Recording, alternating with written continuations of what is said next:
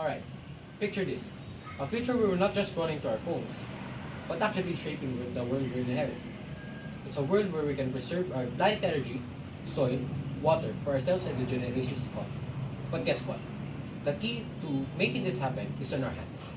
And it's not as hard as you might think. Today, let's dive on how we, as teens, can help to conserve energy, protect our soil, ensure cleaner water.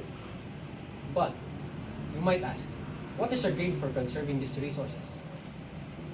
For conserving these resources, we can reduce pollution from fossil fuels, ensuring cleaner water and air. It also decreases the demand for non-renewable energy sources. Healthy soil and water environments support diverse plant and animal life, preserving biodiversity. These are just additional benefits. The true benefit is that if we are to conserve these resources, we're to be able to use them for long. What are these uses, guys? Well, here are some examples. The electricity for phone lines and Wi-Fi links. The projectors that people who want to show something use. With soil, it's used in agriculture. Soil is populated with the trees. Soil litter is one of the things that resources your bodily needs require for them to grow and everything else. Now, water.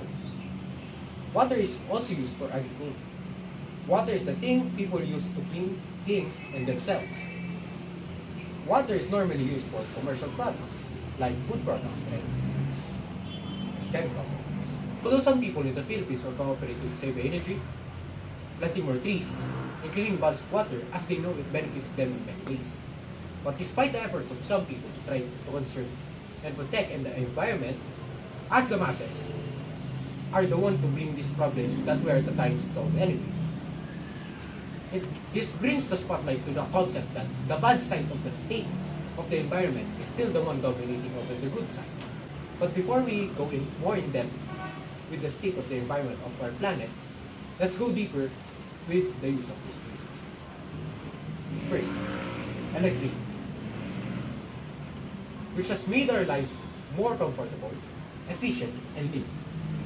It is evident with the use of lighting, heating and cooling, transportation, electronics, medical applications, communication, entertainment, and even protection from different threats. Next up is soil.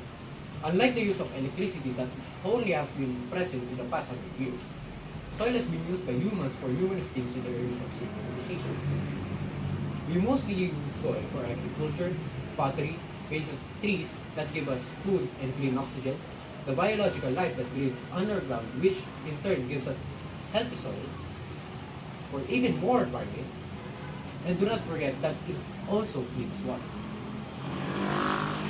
Now that water is moving off, water is just as important as soil, maybe even more important. Hydration is a must for all organisms, and where does that take us? Water. For fishes to live, they would need water as they can live on land. Again, agriculture in terms of cleaning and hygiene, water is the go-to substance in which we clean ourselves with. Now, it is more obvious that we are trying to use this every day. So assuming all of us try to use it with caution and without severely using it, as it can result in a decreasing quality and overall quantity, right? Right?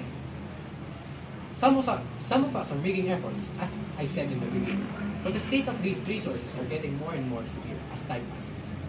At the moment, the electricity supply is enough for our homes. However, in our homes is where the process of wasting happens. For the soil deterioration, erosion, and pollution continue to be major global challenges. Chemical-included soil pollution is becoming more as a significant concern. Waste and chemical pollution happens on bodies of water. I said earlier, the desire for clean, renewable energy sources is apparent as we still use harmful ways for harnessing energy like burning of fossil fuels, which causes air pollution and global warming. Mainly, this is caused by the power plants that burn fossil fuels. These massive corporations also chop down trees, causing deforestation, which is bad for the overall soil as it causes soil deterioration it causes biodiversity loss, and deforestation will most of the times lead to disasters like landslides. Corporations also contribute with the total unattended waste in bodies of land and bodies of water. However, it is still a fact that we, teens, also contribute. About 35% of the electricity we use are being wasted by it, being standby power, in which your devices use energy while using it. With the issues of soil and the bodies of water, the everyday Filipino produces about 0.414 kilogram of waste every day, which computes up to 12.42 kilograms per month. The estimated number of teenagers currently living in Lipa is 20,000. And assuming that every Lipa teen citizen produces that amount of solid waste, it would come up to 273.8 tons of solid waste every month. I know this information is as an estimate, and it could be lower, but it's still high.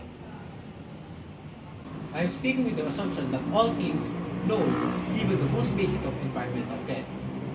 That is why I stated something you don't know of, which is the total average weight of waste produced by the teens of Lipa. But I know to myself, a little or some of these teens do not even know the basics. So, let's turn your attention to the ways on how to contribute with help. First of all, according to the National Oceanic and Atmospheric Administration of America, you should educate yourself with the basic habits like reducing the use of things that cause waste, like using a tumbler rather than to buy a water bottle, which can contribute to more waste in the streets. Reusing everyday life things like eco bags that can be reused more than once for carrying commodities. And recycling plastics like plastic bottles for other uses than just being thrown away. Next is being mindful of your water usage, like taking shorter showers or turning the faucet off when you are not using it. Reducing standby electricity can save you energy and money. Next is simply knowing about environmental issues is another tool, as you can be more aware of these problems and what to do. To set an example, knowing that deforestation happens, you can opt to plant more trees to compensate for the trees lost in the process. Second, if you have the money, try sustainable products that are more environmentally friendly. Sometimes these are even cheap. Third, for those who have the time, participate in cleanup events for mass waste cleaning. For those who do not, simply cleaning the front of your house is enough. Fourth, for the more older teens of Lipa, according to the Center of Climate and Energy Solutions, if you have a car or a vehicle that you use, try to use it less. If where you are going is just away by 1 to 30 minutes, try to commute or even bike if you want, as this helps with the carbon emissions that driving alone produces. With this in mind, one team can only make little change with these solutions. But if we are all to take action and implement these solutions, it will exponentially add up and affect the course of the planet and the life that lives on it. Once again, energy, soil, and water resources are meant to be conserved, as they are the few foundations of our modern society and civilization. Let us implement these solutions to strengthen these foundations for generations to come. With these solutions, you could potentially inspire other teens or maybe even other people of other ages. For my final remarks, I was shaken to realize that nature is self-sustaining, whereas humans depend on nature for their well-being. And I encourage you to think about it too. As a genius once said, look deep into nature, and then you will understand everything better.